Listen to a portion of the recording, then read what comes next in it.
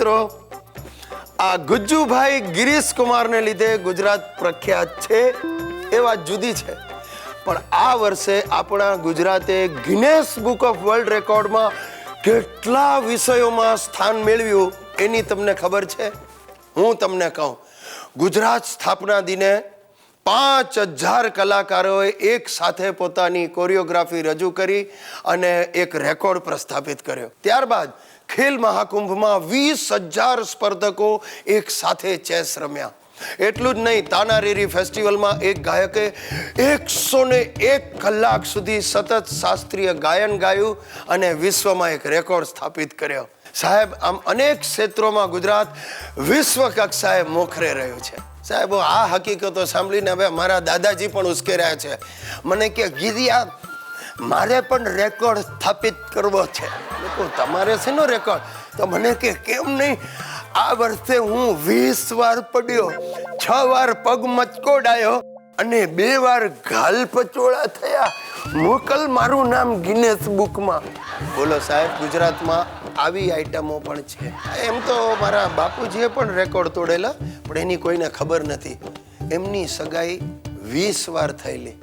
મારા મધર જોડે જ સગાઈ થાય ને તૂટે, 21મી વારે મેળ પડ્યો અને પછી હું જન્મ્યો.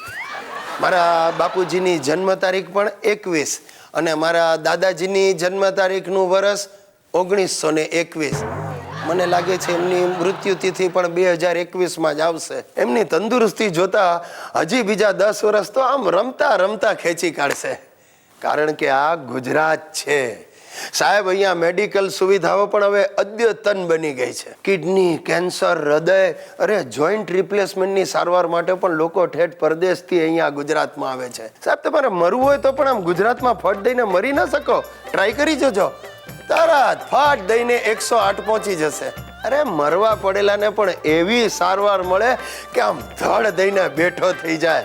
તો બોલો સાહેબ, જય જય ગરવી ગુજરાત. ફ્રેન્ડ્સ, ऊपर वाले के यहाँ देर है अंधेર નહીં હૈ. આજે હું બહુ ખુશ છું. મારો સાળો શંભુ અને એની બૈરી હંસા આખરે આવતીકાલે સવારે પાછા દેશમાં જવાના છે. હા, છૂટ્યા. પણ તોય જતા જતા હંસલીએ હજી વિતાવામાં ઓછી નથી રાખી. આ ગઈકાલે સાંજનો દાખલો તમને કહું, અમારા એક સંબંધી હોસ્પિટલમાં માંદા પડ્યા છે. તે એ મારી સાથે ખબર કાઢવા આવી. ઓળખાણ પીચાણ કાંઈ નહીં, પણ જેવી વોર્ડમાં દાખલ થઈ ને જોરથી પોક મૂકી.